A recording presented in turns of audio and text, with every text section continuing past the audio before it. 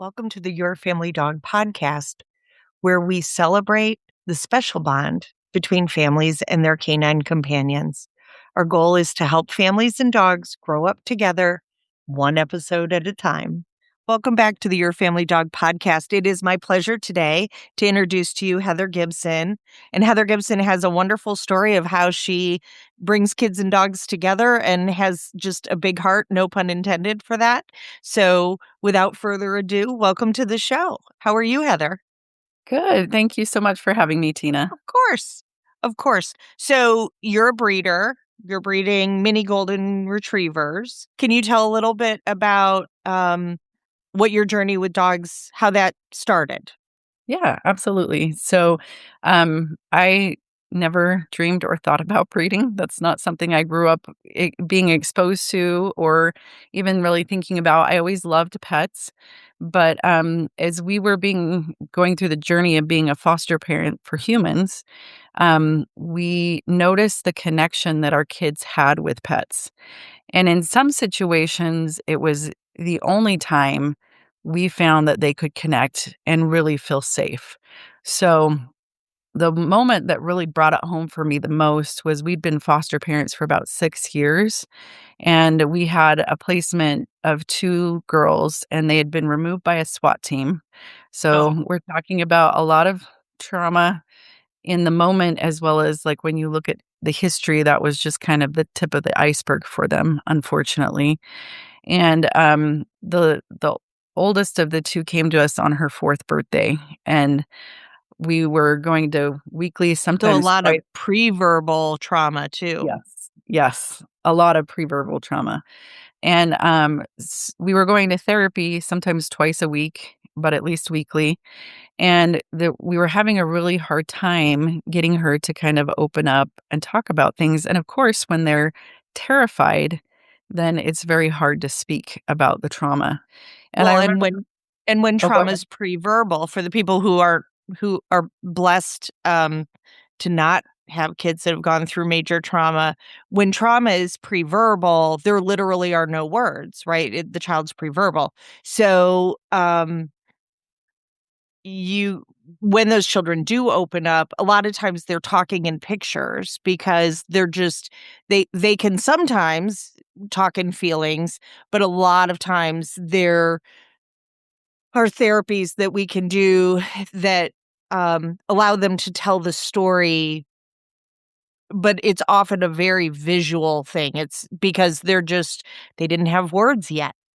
Yeah, absolutely. So play therapy is one of the biggest things, and I was trained to go in and play with the kids, and then they would tell the story through their play. And honestly, it was like there was a little secondhand trauma.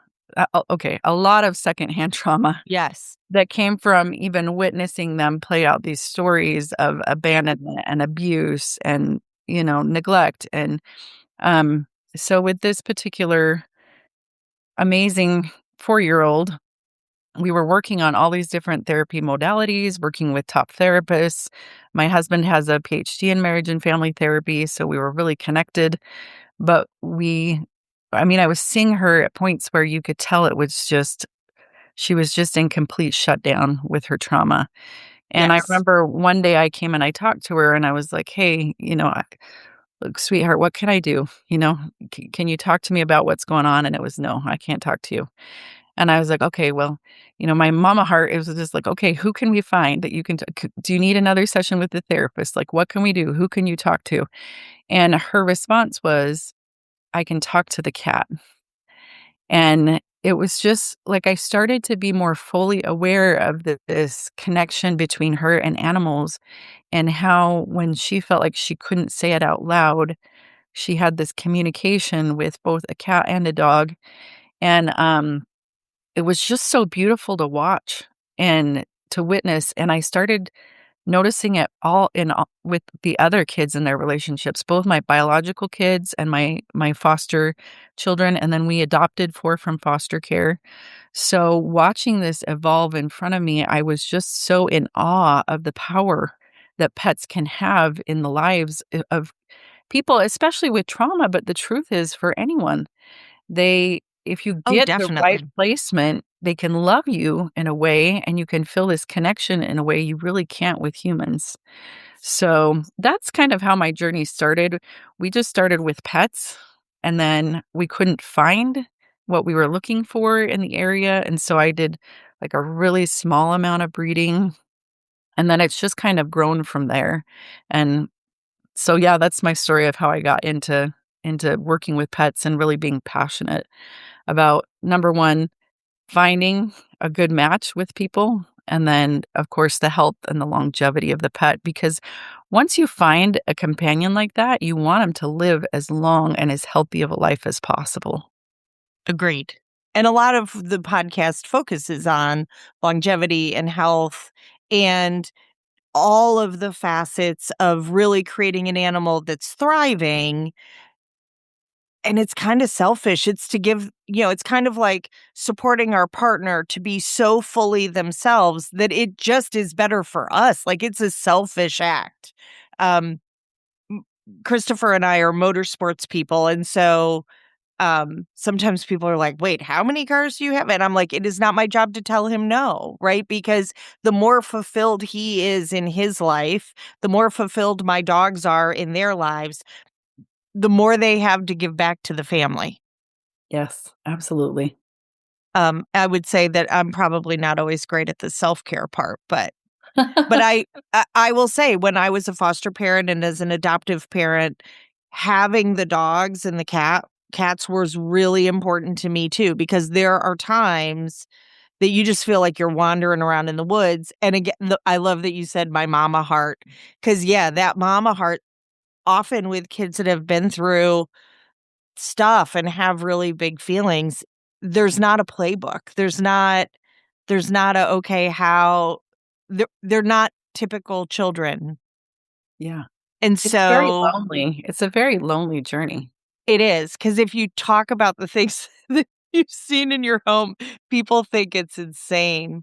Yeah, Um, and so, yeah, you quickly learn, especially as a new foster parent, that, like, some of the things that the kids are going through and the behaviors that they're throwing, are not typical. And so other parents, um, unintentionally, like, I think they're coming from a place of that's well-intentioned, but they're kinda judgy, and they're often judging us and judging our children, and I'm like, I'll just give, like, a basic example. It is not at all uncommon that foster children, at least in the beginning, steal, yeah, right?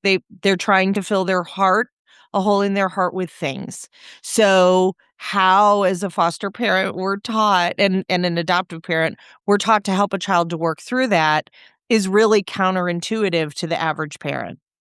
'Cause the yeah, average parent is just gonna do the stealing is wrong and bad, and in fostering, we didn't do that. We would just know that it was gonna happen, and then before we leave the place, like, "Here, let's celebrate all of the treasures you found," and then we put them away because we know that that behavior is gonna take part, um and as they get more comfortable and their heart gets more full, they don't need to carry out that behavior anymore. So it's not a question of, is this, a child that, doesn't understand values and integrity? Like, it's not moralistic. That's not what it's about. The behavior's happening for a completely different reason.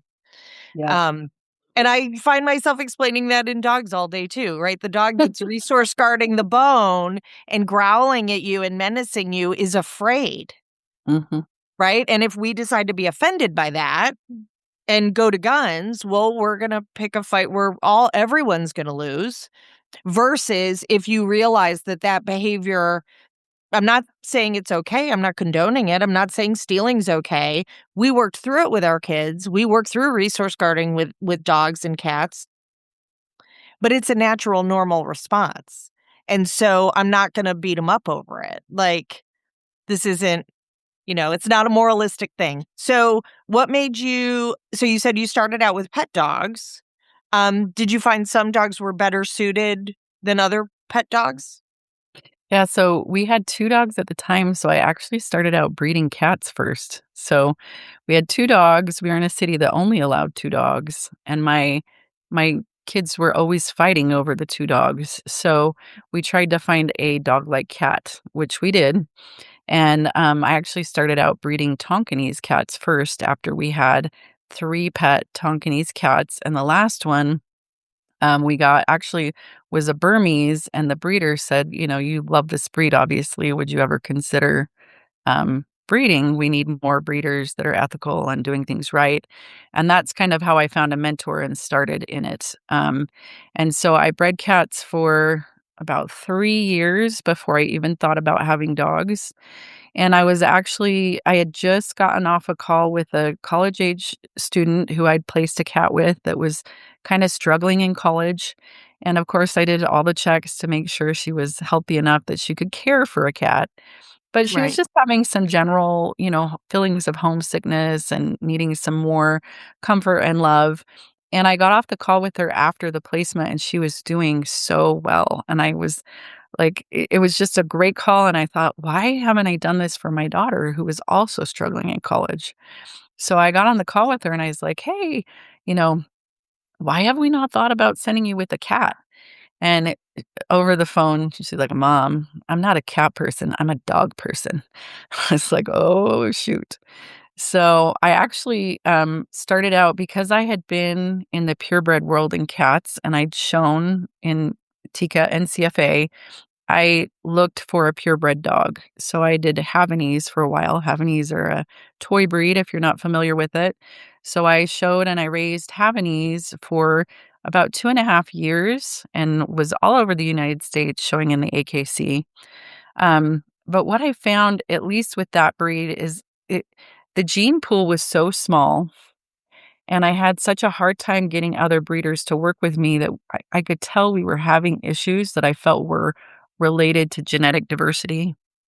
Um, by then, I was doing seminars for other breeders, and I had the top geneticist from Embark at one of our free summits, and she was training on genetic diversity. And she was talking about one of the questions that was asked is, how do you know when you don't have good enough genetic diversity? And she said, well, you start to see smaller litter sizes, you start to see more health issues with the dogs long term, you start to see more infant mortality. And I was like, this is exactly what I'm seeing with what I'm working with. And trying to find other outcrosses really wasn't working. And so it was at that point that I decided to go to mini Goldens. And because I could do the outcrossing, I could do the I could look at the coefficient of inbreeding as kind of the specific term for getting the more genetic diversity and work on that on my own. And so it was in 2020 that I made the switch to mini golden retrievers. And I've actually closed my cat breeding program. So all I do now is mini golden retrievers and have really been loving it. So what are you outcrossing to? Are you just breeding down golden retrievers smaller to smaller, or are you outcrossing to another breed, creating a hybrid? So we're doing a hybrid. So interestingly enough, in the cat world, doing hybrids and breeding back to the parent families is a lot more common. They call it opening the books in the cat world. And so what they'll do is they say, we're going to open the books for a while. We can tell we're having issues with genetics. For X amount of years, you can breed back to the parent breeds and we'll still register them. And we encourage it to get more genetic diversity and better health. Um, and so kind of after seeing that and, I had some great mentors in the cat world. A PhD virologist was one of the top TICA judges that I spent a lot of time talking to and learning from. And so anyway, when I went to look at leaving breeding Havanese and to do something different, I knew that I needed to do for me, I wanted to do a mixed breed because sometimes there's a lot of gatekeeping in breeding, and a lot of the breeds already have a really high coefficient of inbreeding. So, for example, English cream golden retrievers, typically genetically, so you can test now, we don't just look at pedigrees, are usually between 28% and 32% coefficient of inbreeding. That's really pretty standard for them. With what I'm doing, we won't breed over 10%, and we try and have every litter under 5% coefficient of inbreeding. And it's really not possible in any of the purebred lines that I know to get that low of a coefficient of inbreeding. Well, so line breeding, for those of you who aren't breeders, my parents did breed and show dogs. Um, when you do line breeding, which means back breeding to maybe an aunt, an uncle, a grandfather, a grandmother, when you do line breeding, so going back into your line to bring that line in again, you get more of whatever's there. Now, in a perfect world, breeders are looking for the best possible to be the more that you get. But if there are any problems, you get more of those too. So, line breeding, I actually am curious to see if they have the same problem happening in windhounds. So, we have just gotten our first two windhound and silken windhound, and they're experiencing very small litters, and the breed's only been around about 30 years, and they're not doing outcrosses anymore. So, um, it is definitely different in dogs, and the dogmatic answers are very different. Um, no breeds ever really go back to outcrosses again. So, Not in the um, AKC, it's kind of like hush hush, and it's kind of like a huge no-no, yeah, which you don't do it I've talked with a because then couple. it's not considered a purebred dog anymore. Yeah. It was created by bringing the different genes together from different breeds, Yes. but the like, I've talked with some people I'm trying to remember her name, she's more into cats, but like I said, in the cat world, it is so much more open, and I wish the dog world would look at that a little bit more, and It'll for be interesting to see what happens. There's a lot of things happening in the dog world right now that are very interesting. Like there's the Bosom Dog Project, and I probably should have that breeder on, where they are doing genetic testing on dogs to get a hybrid vigor, Yeah, and are breeding those dogs, and they all look different. They're different coat lengths. They're different. Some are tall, some are short, some have short coats, some have long coats, some have merlings, some don't. To kind of come up with an all around family dog that is bred for health and temperament, yeah, not for how it looks. yeah, Um, I think my experience is that people fall in love with what something looks like. And so it kind of takes a special person to say, well, I'm going to buy a puppy and I have no idea what it's going to look like. Right. Um, but I know what the genetics as far as health and temperament and trainability and biddability are. Um, so it'll be interesting to see. Like there's a lot going on in the dog world right now.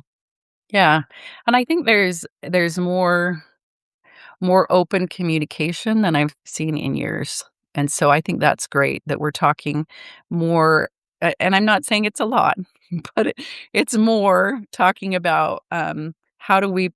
I understand the need to preserve the breed and do breed preservation. And like I said, I have bred more time as a purebred breeder than I've done it as a mixed breeder. So I understand the world of preservation breeding and the need and the importance of it a lot. Um, I just think there's multiple places. Like there's people that will go to a preservation breeder. There are people that will go to a mixed breeder. There are people that will go to a rescue and shelter. And it kind of depends on their needs and what they're looking for. Right. And so for most families, I tell them the very first thing is the sociability of the dog, sociability with people and sociability with animals, right? It's one of the reasons we went to the Silken Windhounds. So we have had a lot of loss the last 4 months. And so we've lost four dogs and my mom in the last 4 months. So And sorry. oh, yeah, it's been unbelievable. And the youngest dog was 4 to osteosarcoma, the Hmm. Doberman. Yeah. And so we're watching the extinction of that breed. There's not enough Mhm. clear genetic material. So there's actually a project of people who have gone back to the original breeding records, who are doing DNA testing, who are pulling the breeds that made up the Doberman in the Wayback Machine and are recreating the breed with clearer genetic material.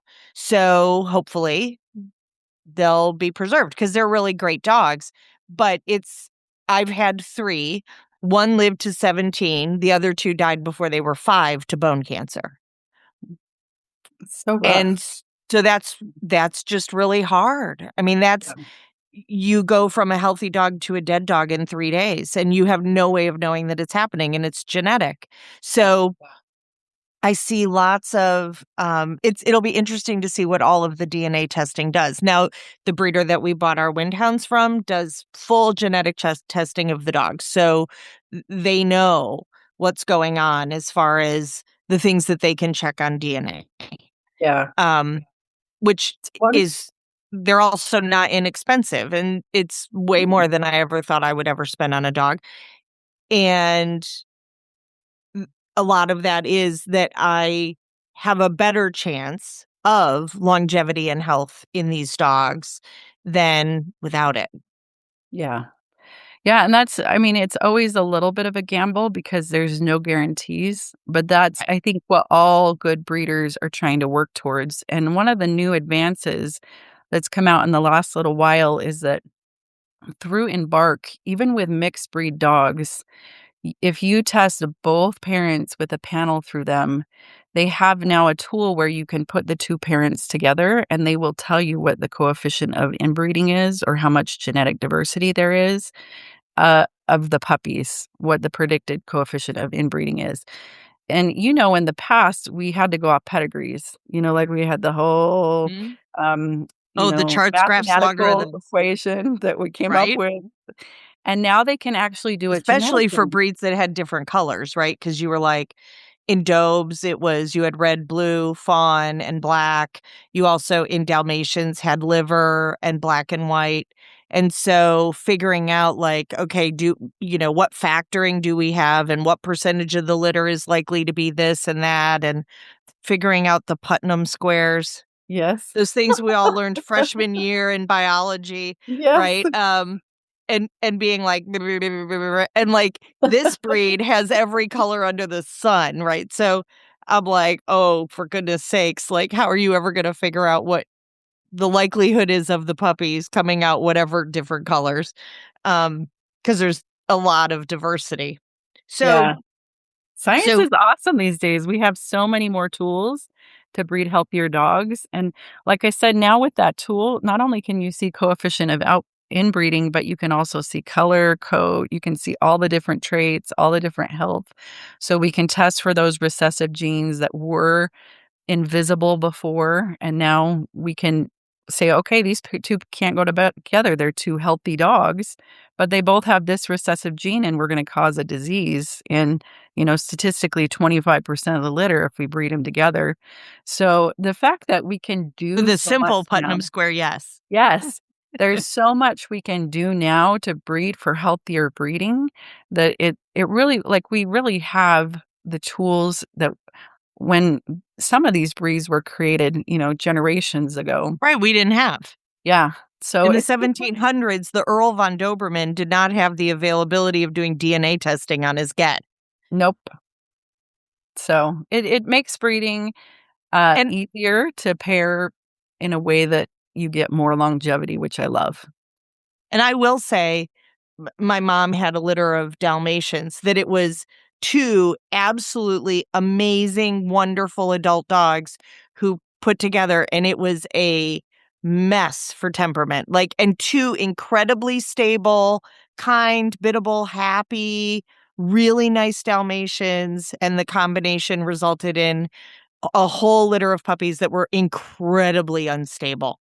So breeders can do everything, quote, right, and still end up with a combination that just doesn't work very Doesn't well. work. Yeah, you're right. There still is a whole bunch we can't test, unfortunately. And Well, that's and why it's always nature nurture. yeah. Yeah, and you're right. There's the piece that's genetic and the piece that's environmental. And then I think the piece that breeders also have responsibility for is following up for the lifetime of that dog. So they know how well their lines did. And if it didn't work, like we will cut out full lines, we'll find every dog that's related in that if we need to and cut them out of the breeding program if issues are popping up. So That's kind of just part of ethical dog breeding, I feel like. Well, and I mean, my experience was most breeders want to know and don't want to pester the people who have purchased from them.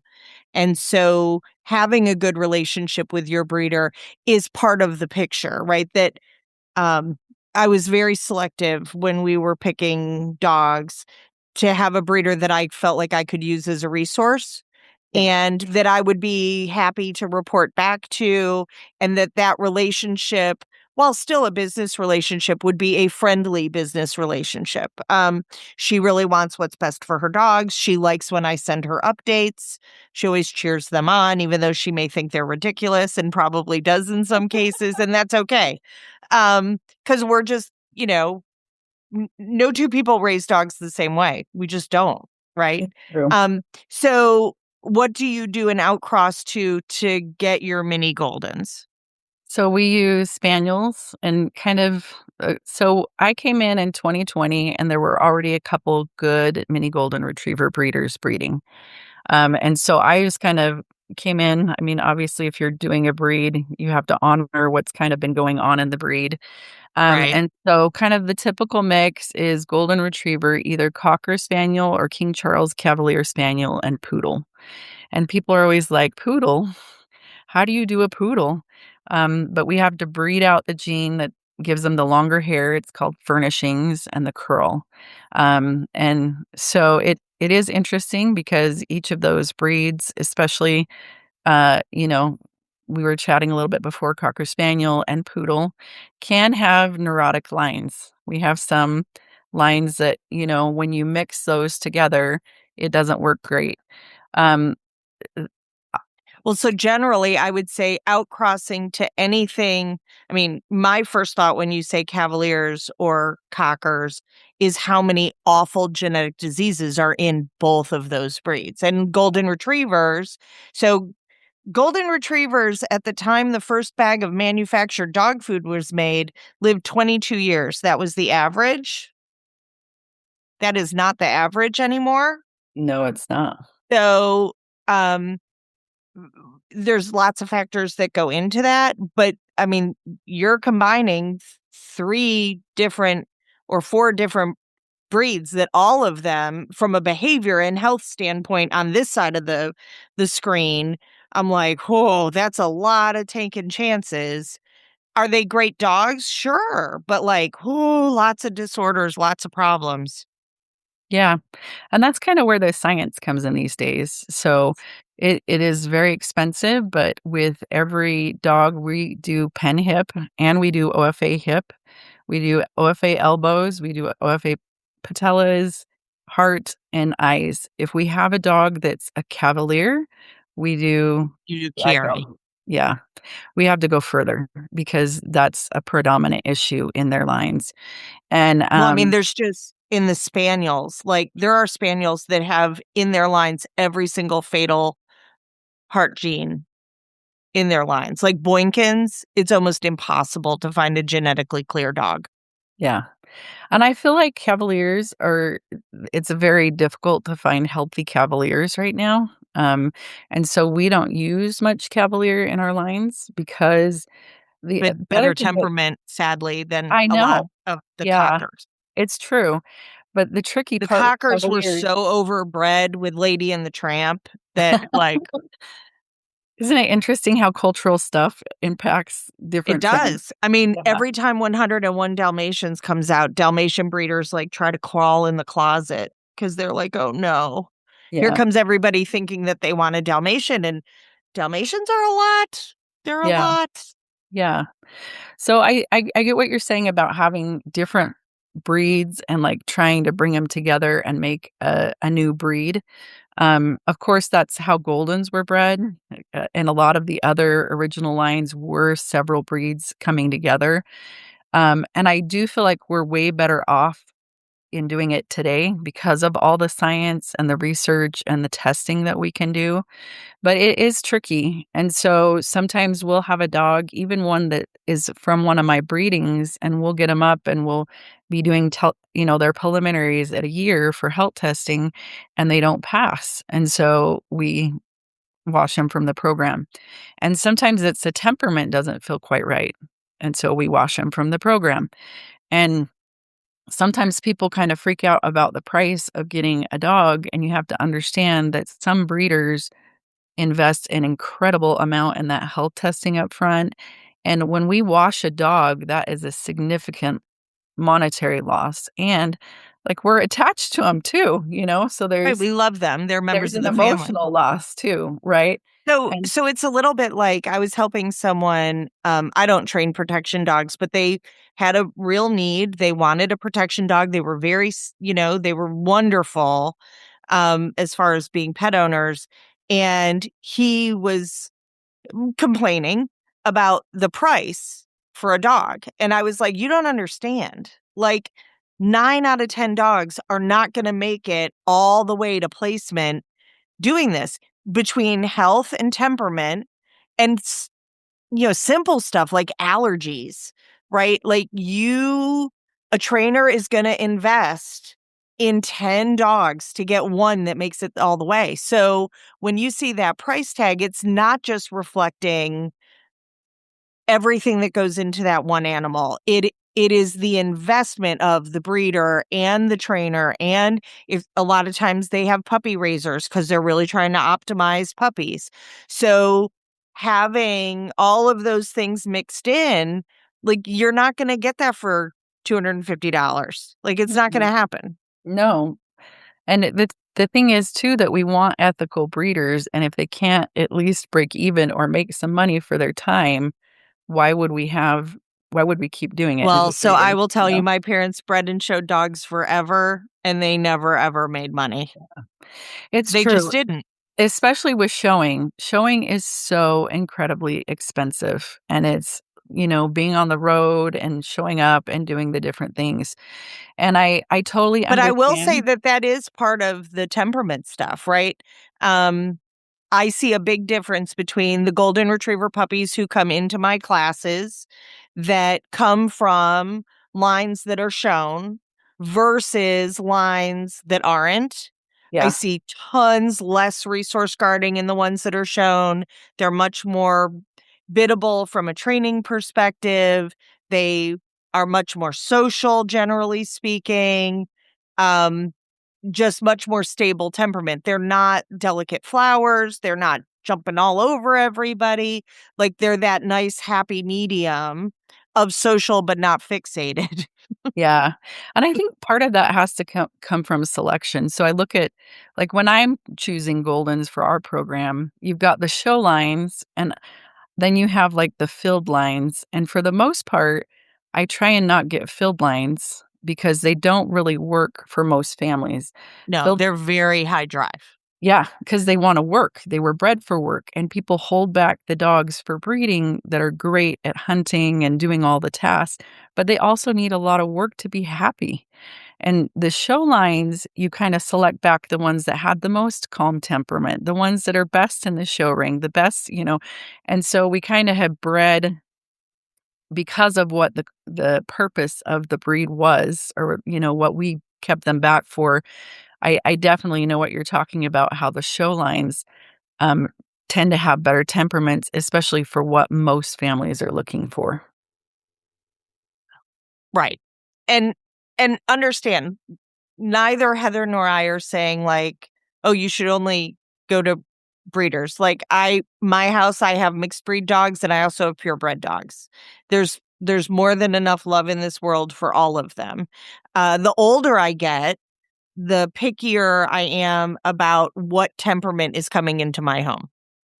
Yeah, Um, because we are finishing up a season where our house was filled with very unstable animals that made our world really small, right? It made it difficult to have people over because the dogs were special needs. And we weren't going to do anything negative to them. We were going to find a way to work around that. But I think once you've had those special needs, like really a special needs dog that has required a lot of adjustment and management in your home for them to be successful, you yearn for the easy dog. Yeah. And the truth is some placements that you're looking for, like if you're looking for the right emotional support animal for a family member, you need a dog that have a better record of the temperament that was most likely bred that way. It's a easier path to get that. I won't say that you can't get it from shelters and rescues, and I have worked with shelters and rescues before, and interestingly, in the cat world, cat breeders and cat rescues have a better relationship than dog breeders and rescues do. I feel like they would come to our shows and we would work with them. The local rescue would call us when they needed blood donations because they knew we had healthy lines. And we had a different relationship with rescues because we were able to do that. And I wish we did that more. We could kind of bridge that gap a little bit more. But I I mean, we've had rescue cats, we've had rescue dogs, we've Right. had now I'm a breeder, and I think there's a place for all of the animals, and it just depends on where you're at and what your needs are sometimes. Well, and I mean, I'll say I used to be able 25 years ago to go into a shelter and temperament test 20 dogs, and 19 of those dogs could go live anywhere. They were really nice, stable dogs. That is not, in my experience, the case anymore. Right. And so going into the shelter, there are a lot of dogs that I'm like, not, like not on my watch. Like, no. And there's a whole bunch of things that go into that I am not going to discuss today. But I will say, like, in my classes, we're seeing a much greater number of purebred dogs or hybrids that they're known hybrids, it was intentional hybridization, um, to try to reduce the standard deviation of what they might be getting into from a temperament or size or health standpoint. Yeah. Yeah, it'd So be interesting. I'll have to listen to a future podcast on why you think that's changed because it's kind of fascinating to think about all the things that you're mentioning, like the changes in health, the changes in the shelters. I don't know. I always love to know the whys. yeah, we can totally talk inside baseball Yeah. off the air. Um, and the only reason I'm not going to discuss it on the air at the moment is that it's a little bit like discussing behavioral euthanasia, Mm, right? Which we have done podcasts on. We do a big old trigger warning, and we're like, we're going to talk about hard things. If you don't want to, if this is not your cup of tea, bail. Like, because it happens, right? And maybe my Gen Xness is a little bit of it too, in that I have ideals of how I would like the world to be, but that is not the world I'm in. And I think taking a practical approach of this is the world we're in, this is what's happening, what's really changed in that last 50 years that is contributing to these issues where cancer rates for dogs are through the roof and we have tons of anxiety, tons of aggression, um, tons of leash frustration. Like there's dogs have in many cases, in my opinion, become much more dangerous. And so everyone is well intentioned, and yet those things are still happening. So I'm seeing more and more purebred dogs. And when I'm just curious, like what made you decide to get what made this you decide Teddy was the dog for you? I get answers like, well, our last dog was really, really hard to live with. And so we wanted to be more choosy this time. yeah. And I So what when you're talking about, I mean, health is obviously you want a health clear dog. When you're talking about temperament, what are you viewing as a breeder as really your goal for temperament for the dogs? I think what everybody wants from a dog, unless you're getting a protection dog, is a dog that's outgoing, that, Oh, is protection dogs are outgoing too. that's true. They have to be, or They else have they to would be be even super more stable. dangerous. Yeah, they can't Yeah. be fearful, they can't be Mm. grouchy. Like they Yeah. have to be really happy, biddable, social, stable dogs. Yeah.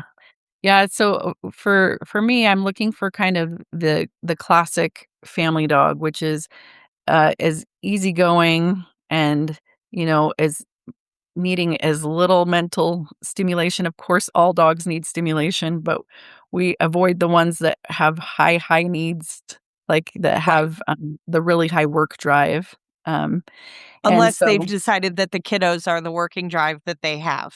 it's true. Like, just being a child's best friend, Yeah, and that is the job that the dog wants.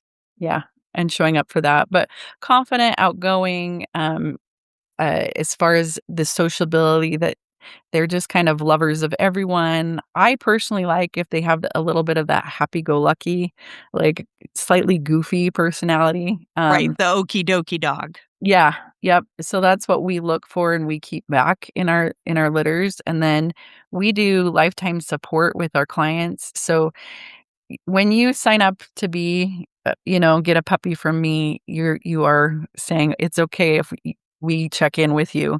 And people, they have the option of not replying back, but we'll send texts out regularly, especially at first, and we're checking in and making sure everything's going okay. We do a year check in, a year and a half, 2 years at minimum to kinda check in because, like you're saying, you wanna watch what's creeping up in your lines so that we know how to breed and Right, make adjustments and pivots if we need to.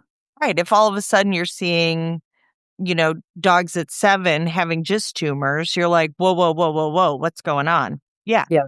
Yeah. and and I don't know, we're all some of us would view it as invasive to have a breeder checking in, and I will say, I have seen some breeders who go to lengths that are, I would say, ill-advised, right? Nobody wants somebody all up in their business, but having it as a partnership, "Hey, just checking in and seeing how everything's going, making sure everything's good," is important. Yeah. And that's what we do, And a and then we reputable breeder will take a dog back no matter what. Yeah. And Yeah, I say that all absolutely. the time. When Mhm. somebody, we had this is probably 10 years ago, an elderly couple, I think she was 93 and he was 95, came into puppy class with a husky puppy. Oh my goodness. And I was like, "No, no, no, we need to get a hold of the breeder, no." And it was well-meaning, right? Grandchild, thought this would be just the thing for grandma and grandpa, and they had a husky-shaped hole in their heart. We found them a very nice senior husky, and it worked out great. But that husky was already a couch potato, right? And we didn't have to worry about tiny little teeth and toenails and pulling and all the things with an elderly couple with balance issues. So, um, I think good breeders tell people no. Oh, yeah, Oh, for when people sure. hate hearing a no, right? Mhm. Good breeders are gonna tell you, "No, you may not buy 2 puppies. No, we're not gonna do that." Yeah. Um, really good breeders are gonna go, "Okay, so for this litter, you wanna look at the one with the red rickrack and the one with the blue rickrack, and the others are not available to you." Yeah. Because they know their puppies so well, and they've gotten to know you so well that their goal is a beautiful match, and will wave you off of a litter. Will say, "This litter does not have a dog that's the right fit for your home. We have another breeding coming. May I move your deposit to the next litter?" Because it's more important to get the right dog in the right home than to cash the check. Absolutely. And once you've worked as a breeder long enough and you are on phone calls trying to help with any issues or problems come up, you learn really quick when it's something, you see the situations and like, "Hey, I do not wanna ever have this happen again," and ever see, the heartbreak that can be there too, and so you learn, like, "Okay, this is a no, we're never doing this again, we're never doing this again, we're never doing this again," and so I think the longer I've been a breeder, the better I've been at placing and guiding and telling people no or, learning that I have to really make sure that they understand that it's not just the 8 weeks with me. They have a whole, another 8 to 12 weeks where they're in that high development stage and, "Hey, you need to get your puppy out. What plan do you have? What have you had done in the past?" And really support that because if you're a breeder that always takes your puppies back at any time for any reason, you are really invested in making sure, number 1, that that works out because you are following all of it. So we currently, Sid Happens we have what's called a Puppy Bright Start program that is available. So we found that families were really struggling with that initial puppy going from the breeder into their home and like getting their feet under themselves, right? Because you have neophyte owners and families that like suddenly are like, what have we done? And then the puppies don't know what they're doing either. And so we started offering, a customer actually asked, like, hey, we're going to get a new puppy. The puppy's going to be ready to go home. I want to say it was around the puppy was gonna be ready, like, the last 2 weeks of school, and the mom was, like, is a teacher, and she's like, "The kids are gonna be all amped up and crazy. Could the puppy come from the breeder to a trainer and get started on how or continue house training, crate training, socialization, basic obedience, mouthing and biting, getting them on a sleeping routine, getting them walking nicely out, like continuing the work that the reputable breeder's been doing. Since we've been doing that, families are over the moon because the puppies are almost completely house trained by the time they come home. They're using a bell, they're used to the crate, they sleep through the night. Like, we're doing all of the heavy lifting. It is a ton of work, Yeah. but it's so good. It's so good. And you just see more confident, calm puppies and less of a disconnect. It also allows us to support them transitioning home and coming into puppy classes. So, getting the whole family kind of in the same moving in the same direction, with the puppies never having learned an inappropriate thing in that home that they're eventually going to, right? So, I love having that. an even having an Yeah. even bigger team, we so it start originally, we were doing it for puppies that were maybe gonna do service work. Right. So maybe a child has autism and the person's picked out a breeder and we've all worked together to come up with, okay, this puppy should in theory be a good candidate. Um, and so the puppies would come to us first because we're going to start all the things to raise them. Cause service dogs are not raised Yeah. like typical family pets. That's just not the case. Especially if you want them to be able to go full service. And we add tracking to all of our, like, autism and dementia dogs so that if their partner elopes, the dog in the household already can track their partner. So that's a huge help. Um, That's and awesome. I love that you do that. I wish every family had that because it would make it so much we would have so much more stable puppies and dogs if everybody had that kind of support right from the beginning.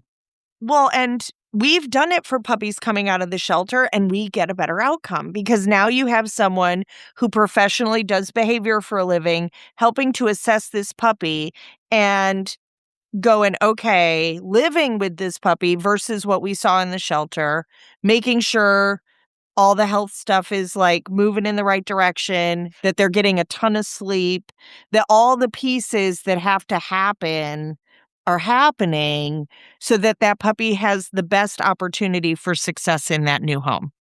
Yeah, I 100% agree with all of that, and that's what we try and provide virtually for our clients, and then we try and get them to have a community in their area because that starting point, those first few weeks home with the puppy are so critical to start. It's not that you can't go back and fix things, it's just so much easier to do it right from the beginning. Well, and there's a lot that's changed, right? When you and I were kids, if you brought a puppy home, the puppy went in a crate as far from where everyone slept in the house as possible to scream their guts out for a week and a half. Now, most reputable trainers are going to tell you, if I'm bringing home that 7, 8 week old puppy, I'm putting them in bed with me and I'm crate training during the day. Even if the breeder was crate training with the puppies at the breeder, which hopefully they are. because I want that puppy bonding with us and feeling safe as quickly as possible. And laying skin to skin, heartbeat to heartbeat is by far a better way to do that. That you don't have this puppy who's having huge cortisol dumps over being panicked that they're in the garage because everybody wants to sleep in the house. And the average pet owner doesn't understand that it does not mean that that puppy's going to sleep in bed with you their whole life. They're not. We're going to Right. transition them in like 5 days. That puppy's going to be sleeping in a crate on the floor next to the bed. But those first few days, I want to bring that puppy down to complete stability as quickly as I possibly can with as little stress as possible. Yeah. Yeah, I love And it.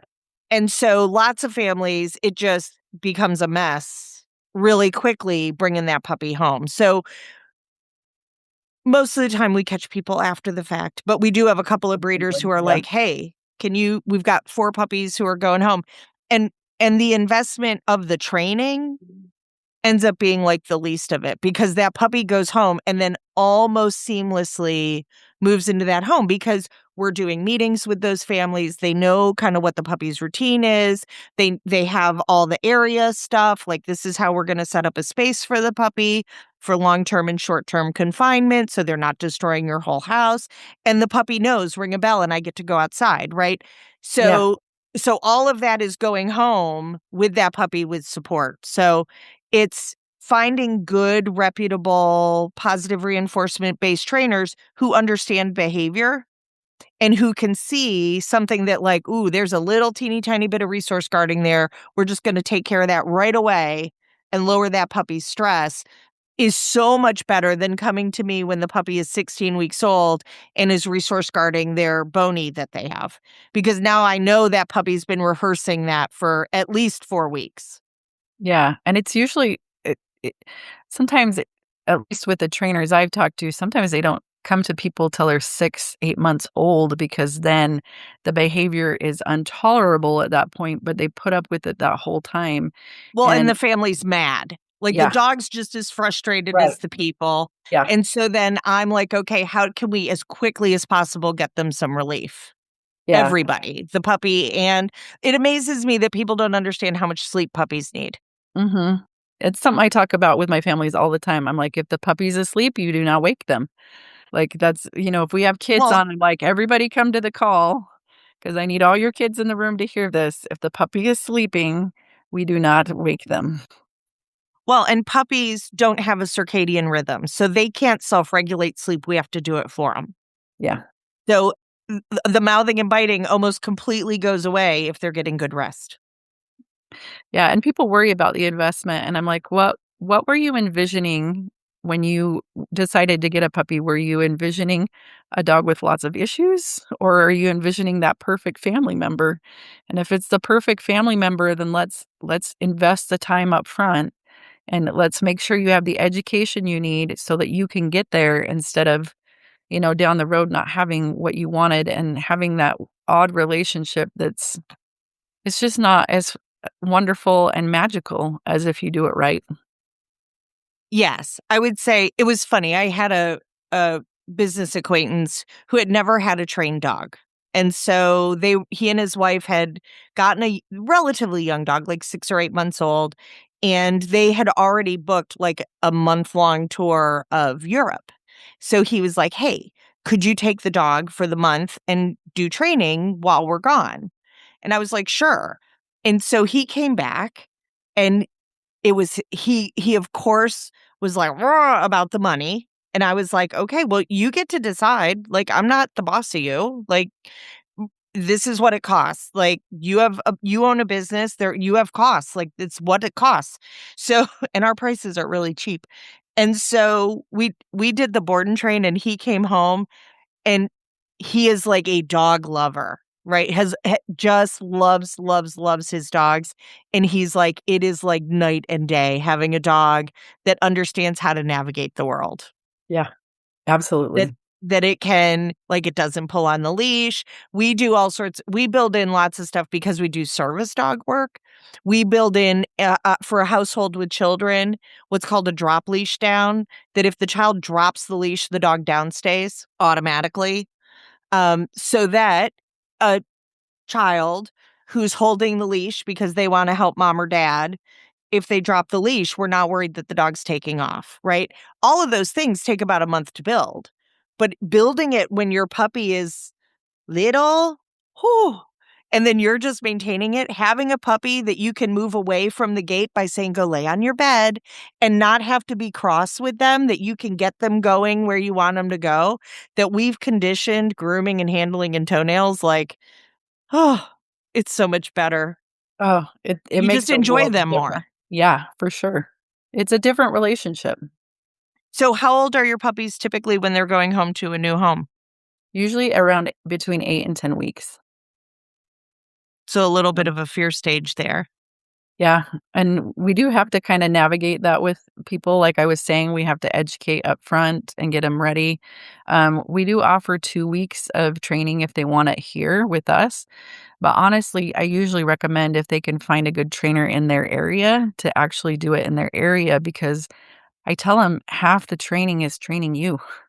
And yes, we can get on Yes. Zoom calls, but it's so much more powerful if you have problems, if you can go in the trainer and they can see it in real time.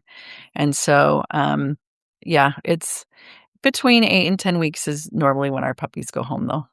So do you have a minimum, like, what's the youngest a child would be that you would place a puppy in the home? It depends on kind of what kind of structure they have and how what kind of help they're gonna get. And so if we have young kids, it's a lot of training with the parents to be like, okay, you got to understand that this is kind of we need to set up a schedule and you're in charge of the puppy and these are the boundaries and rules for your younger kids. Can you follow that? Are you okay with that? And then, it's based off of the So education.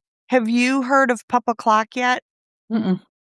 Oh, I'll have to share it with you more offline. But I think every breeder who's selling to families with kiddos, especially like the elementary school age kids, Pup O'Clock is a subscription box that it's like if Highlights and BarkBox made a love child. So I love it. it's it's education, responsibility, training, enrichment, veterinary care, and it's all designed to really engage the whole family in the process.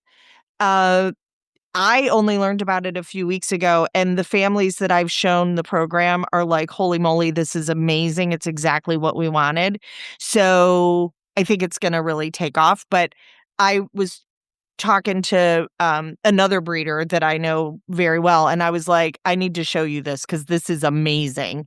Because a lot of times families, I mean, it's part of why we have the podcast. How do you incorporate kids and dogs in teaching responsibility without the dog suffering or the kids suffering? And I will tell you, most trainers who work kids and dogs say, don't get a puppy. Get a year-old dog that you already, the house training's done, the mouthing and biting's over. You already have a better idea what you're getting because when you buy a puppy, you're buying potential, right? So even just, well, the two dogs we just purchased, one's almost 3 and the other one just turned 2, right? So I know a little bit at least who those dogs are. We know that they don't chase cats. We know some things about them. So integrating them into our home, having lived with a dog who tried to kill our cats every day, um, yeah, he was given to us and we didn't know. Yeah. And so then you're That living would your be life hard with to a work with. referee's whistle. Right. Yeah. Right. So for 6 years, it was, I missed my cat because if the dog was out, the cat was put away and vice versa. And knowing that if anyone made an error, the cat was gonna lose his life, and it was probably gonna change how I feel about the dog Yeah. and whoever made Super the tough. error. Yeah. So, like, just not having that with these 2 guys is lovely. Um, but it's part of why I went to a purebred that I had never had before Mm. because I was brokenhearted and I just needed a soft place to land. Yeah. Um, but I say to people all the time, they're like, "Oh, but I really want the kids to be involved in the puppy time." And I'm like, "They're not puppies that long." you're going to end up with an adult dog. Trainers are notorious for we go and get a 2-year-old dog. We're like, here, you drive it off the lot. Yeah. The tricky part is sometimes it's hard to find a two-year-old dog that doesn't already have trauma. It's No? not though. If No. everyone did it, though, it would be tricky, don't you think? I don't know. I place a lot of adult dogs. Yeah.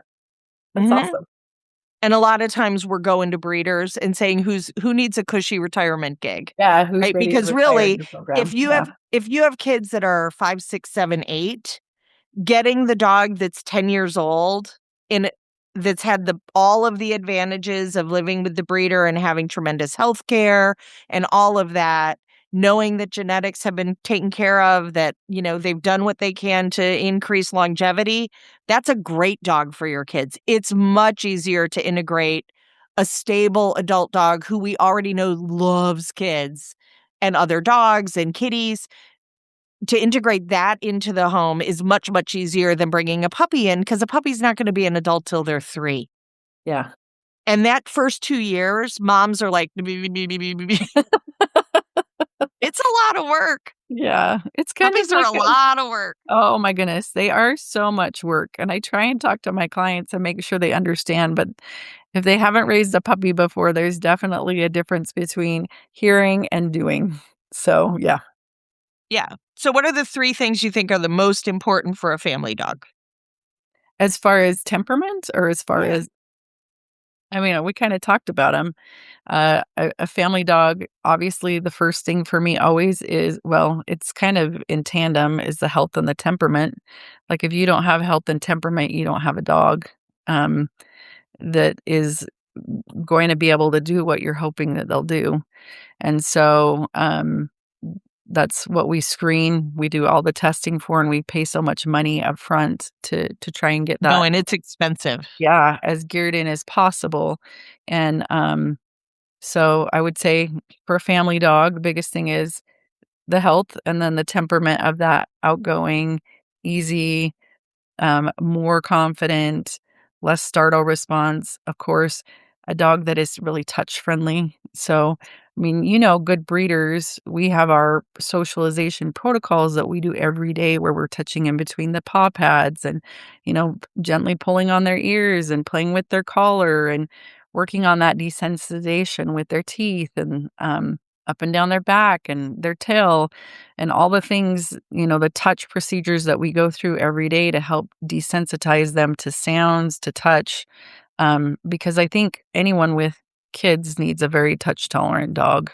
I think everybody needs a touch tolerant dog, but especially kids, because kids, no matter how much you talk to them, aren't always appropriate touchers.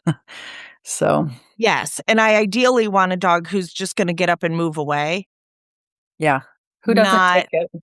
Yeah. who doesn't tolerate it. I Yeah. will tell you some of the scariest situations I've had are people who have had, like, elderly dogs that, like, are too tired to get up, Oh, that yeah. then that dog passes away, and then the kids have been allowed to interact with the dog, and families will say to me like, "Oh, he's such a good dog, like, he'll put up with, he's had kids fall on him and I'm like, "Oy, like, Yeah, you're like, "Why please." would you do Right? that to the poor Like, dog?" protect grandpa. Yeah.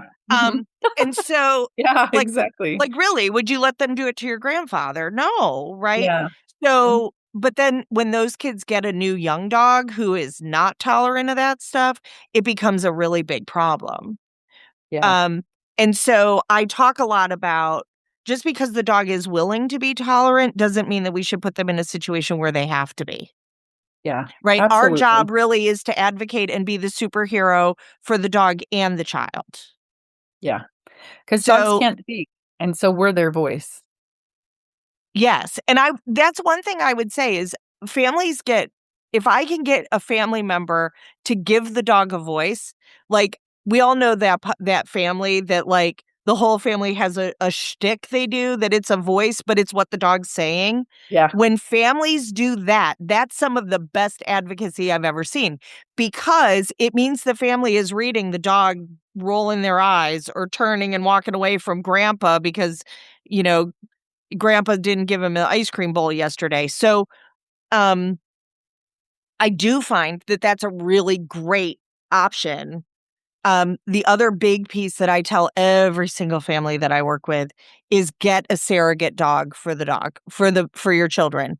So if your children are in that hugging, gripping, grabbing, laying on the dog stage, those are not stages that are easy for dogs. Even the most social of dogs are like, this is profoundly uncomfortable. And lots of toy companies, in particular, I'm familiar with Melissa and Doug, but I'm sure there are other awesome companies too, that have realistic dogs, and giving your child a surrogate dog that they get to train and feed and take for a walk and do all the things that they can lay on when they're reading their book or watching Bluey. All of those things, having the child have a surrogate dog that they get to dump that into is a beautiful gift you're giving your dog, I've never even thought because of that, but yeah, I love it. it's a huge deal.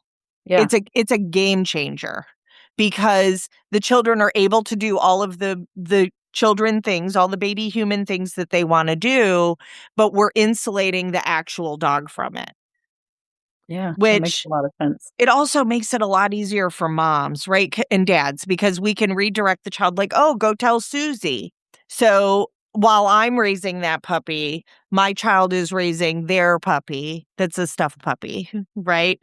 I will also say, when it comes to death and dying, having that surrogate dog, dogs, I lost a 4-year-old dog like within days of turning 4. If I had had little kids, that would have been gutting, because he would have been the dog who was like playing with all the kids. Yeah, Having those surrogates that your child can go and cry on their stuffed dog is also, it's a huge thing. I heard a story recently that a little girl lost her dog, her adult dog, and I had recommended to them getting a surrogate um, for her. And the surrogate now goes to restaurants and all the places with them that their dog used to go. oh, yeah, So she can, and I think she's 4, right? mhm, But it works great. It works yeah, so much better than no, no, no, no, no. And having the puppy be raised in an environment that's profoundly uncomfortable for them. yeah, that makes a lot of sense. I'm gonna have to start implementing that, thank you. Oh, you're welcome. I mean, really, to do all of this well we're making a big investment because the stakes are high, right? It's our family. Yeah, And I really want dogs in our community that are ambassadors for our family, for dogs, and for their breed group. mhm, That can be in all different shapes and sizes, all different breeds.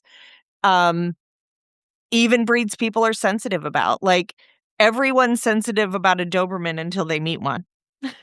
And then right, they're like, right, yeah, "Oh, yeah, this is what it's like." I'm like, "Yes, he's like Cary Grant. That's who I have in my house," right? So so now, can I go out and find a Doberman that's not stable? Sure. But I'm not gonna adopt that dog. I'm not gonna go to that breeder. I want the stable adult dog that is an ambassador. Um, because I want your children to be safe. I wanna know that when kids just run up and get the drop on all of us, that the biggest chance is the dog is just gonna get up and move away, not roar at a child or overreact. yeah. So what's the oldest dog you've taken back from a placement? We have not had very many return puppies. We did have, Good. uh she had only been at her place for a few weeks, but the owners started having some severe medical issues that they weren't planning on, and so I think she'd only been there, I don't know, 3 or 4 months, and she ended up coming back. Um, so we definitely haven't had an older dog yet, but I understand that circumstances come up for families, and so we're like I said, we're always there, and we reach out and let people know we're there to help, and if they need us, we want to be there to help. Right. So we I would. mean, most breeders sell with a right of first refusal. Like, everybody's supposed to call Yeah, you first. yeah, So that And honestly, that's a lot of the adult dogs that we place, is a dog that's been raised with a family. Something changed in that family situation that keeping the dog just was no longer an option, not because anyone was being a jerk or irresponsible or didn't love the dog, but because life happens. Yeah. And so it's not the dog's fault, it's not the family's fault. I know Sid Happens has taken a ton of those dogs in and found them really great homes because it's a great dog. Like, it's a great dog. Um, but it's funny. People sometimes are like, "Oh, but this dog is 2." I'm like, "In 2 years, that puppy that you're buying is gonna be 2." Like, they're not I'm 56, I'm still buying green bananas. Like, let's give me a moment. Well, Heather, thank you so much for coming on the podcast and talking to us. Will you share with us some pictures of your mini Goldens so that I can include it um, with the show notes? Yeah, absolutely. I'd love to do that. And if someone wanted to get a hold of you, what's the best way for them to reach you? Yeah, so our main socials handles are Big Hearted Breeders. So you can look out and, check us out on the socials, see the puppies there too. If you watch my stories, we do some behind the scenes stuff about what we're doing as far as socialization and testing and all that kind of stuff. And yeah, love to help with any questions that they have, whether it's to buy one of my dogs or whatever I can help with. I'd love to be a resource for anyone that needs it. And how long is your wait list? It depends. Our wait list for the summer, we have about 7, 8 people on our wait list for the summer. So yeah. So you probably won't have a really an available litter until the fall. It depends on what people are looking for. So because we do the hybrid, if people are looking for a specific look, then they probably would have to wait till the fall. Okay. Well, Yep. thank you so much for meeting us. If you have any questions for Heather, you can always email us at Your Family Dog Podcast. Please like, share, subscribe. We will eventually be rolling out a membership and a merch store. Woohoo! And Patreon. We just haven't done that yet. And I any of the things that I've mentioned on the podcast, like the Doggo Clock, I'll include in the show notes with the affiliate link. So if anyone wants to check that out, they can give that a try and see if it's a good fit for their household. So, Heather, thank you so much. We'll talk to you next time on Your Family Dog. That's it for today's episode. Thank you so much for spending part of your precious day with us. If you enjoyed the show, be sure to follow, rate, subscribe so that you never miss an episode. We'd love to hear from you. Connect with us on social media or email us at yourfamilydogpodcast@gmail.com. We'll see you soon.